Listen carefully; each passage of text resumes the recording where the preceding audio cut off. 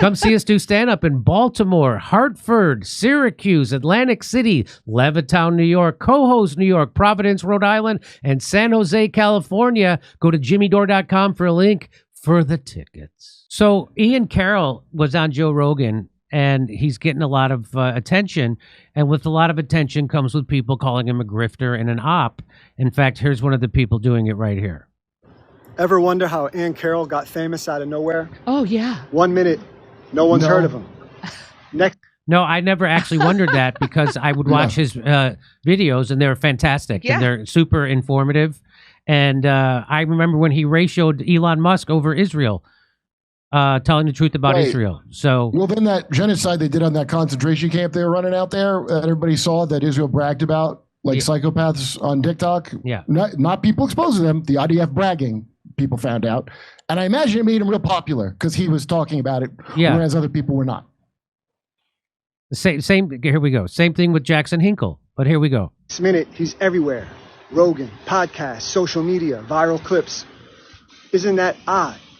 When things move that fast, there's usually money behind it. Oh. And then there's who's Whitney Webb. Ian's out here promoting her books like it's the best thing since sliced bread. But here's what Ian won't tell you. Whitney Webb's work is published by Minar Mahoush, a Palestinian activist with a clear political agenda.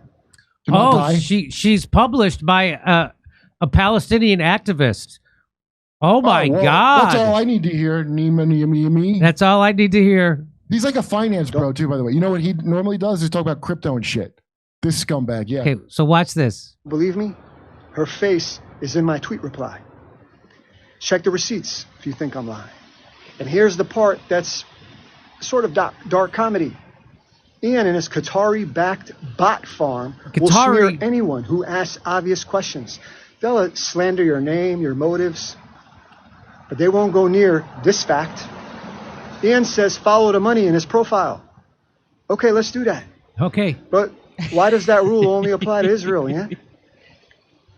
Never Qatar, huh?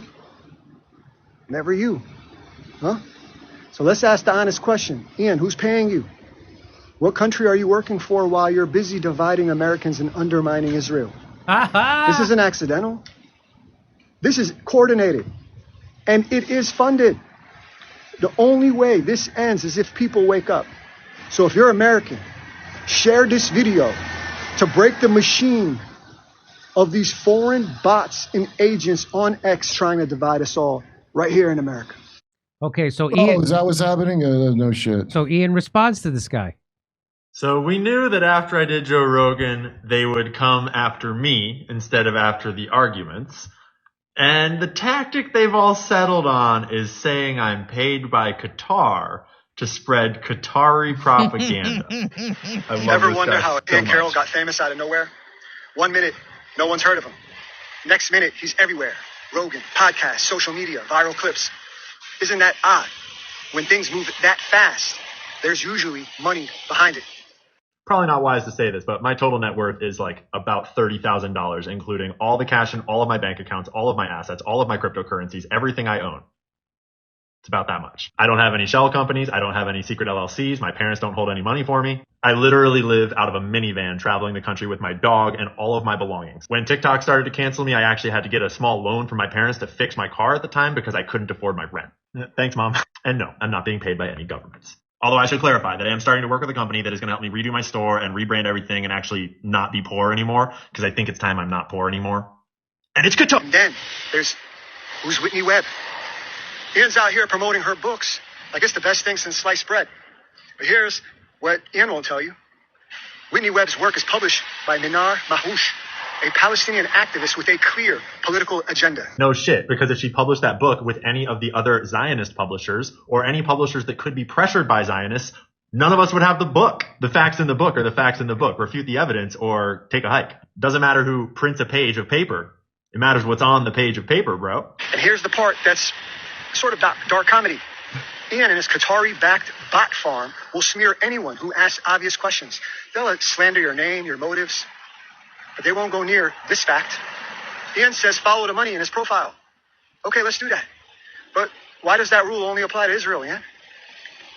Never Qatar, huh? Never you, huh? So let's ask the honest question. Ian, who's paying you? What country are you working for while you're busy dividing Americans in under... Okay, I know that to Nima, it's unbelievable that someone would not be working for a foreign government, wink, wink. But let's be really clear.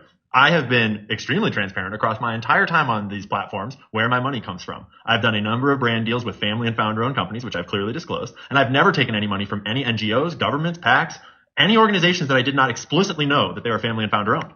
All of my money comes from views and subscribers. I guess I've sold shirts too. I sell shirts, although not very well. And I already disclosed that I'm poor as fuck for how big my platform is, so...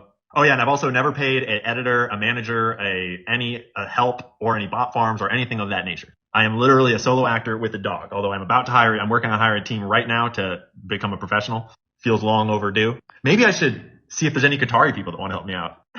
But no, on the real.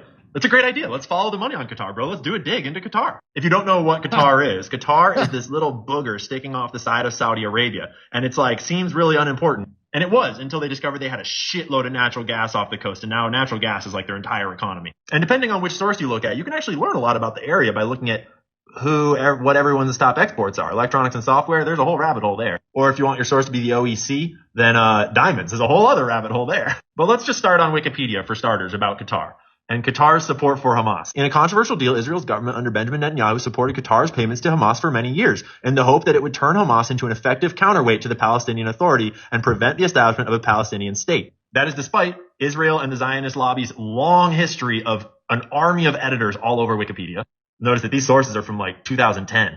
You can read all about this kind of stuff. He used electronic intifada. Discredit everything he's ever said.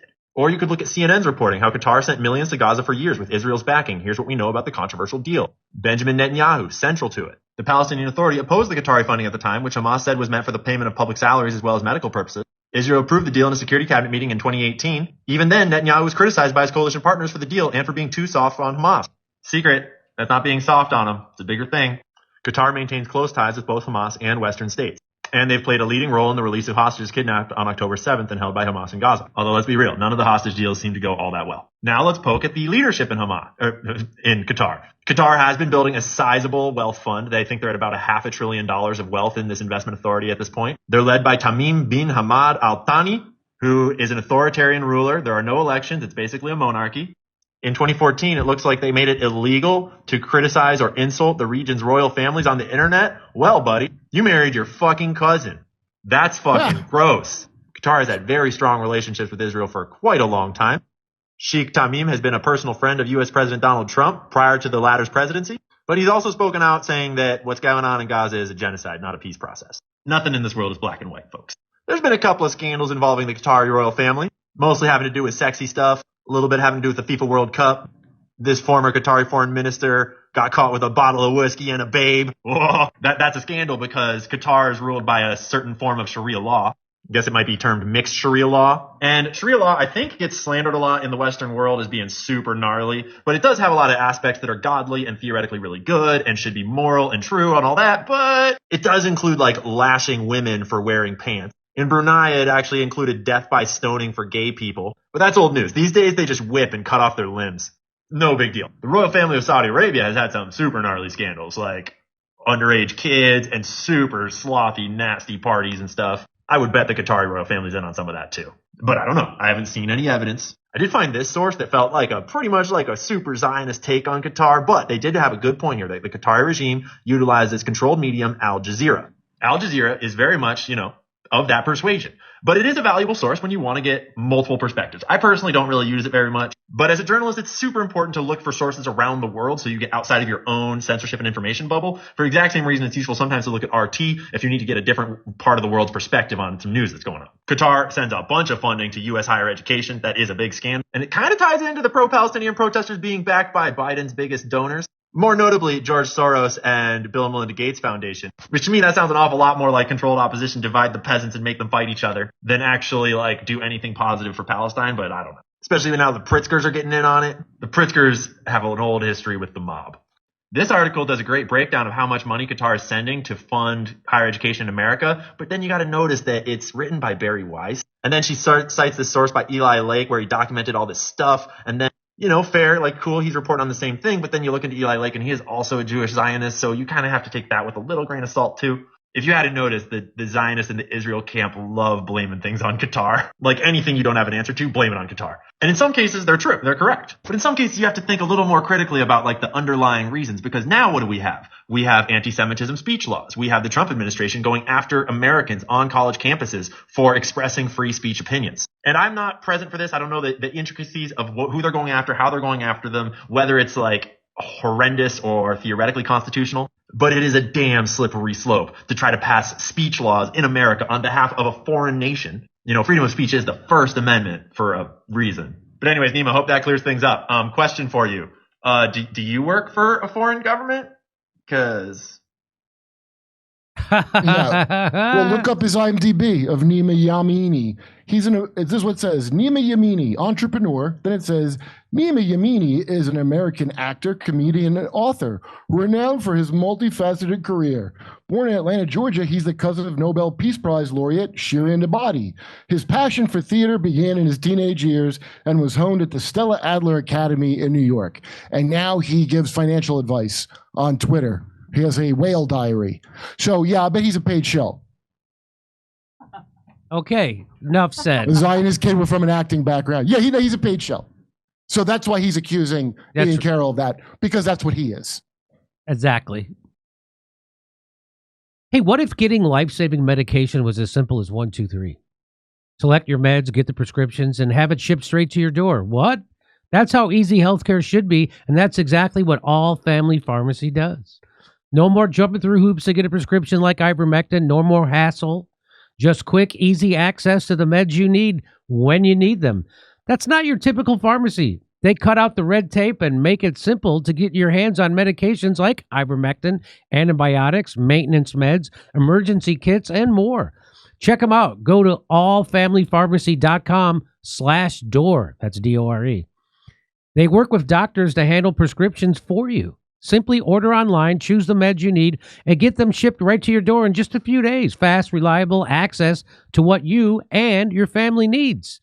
Go to allfamilypharmacy.com/door and use the code DOOR10 for a 10% off your order. Isn't that nice? Get the meds you need today because your health should be in your hands. Again, go to allfamilypharmacy.com/door and use the code DOOR10 to get 10% off your order today. Come see us do stand-up in Baltimore, Hartford, Syracuse, Atlantic City, Levittown, New York, Cohoes, New York, Providence, Rhode Island, and San Jose, California. Go to jimmydore.com for a link for the tickets.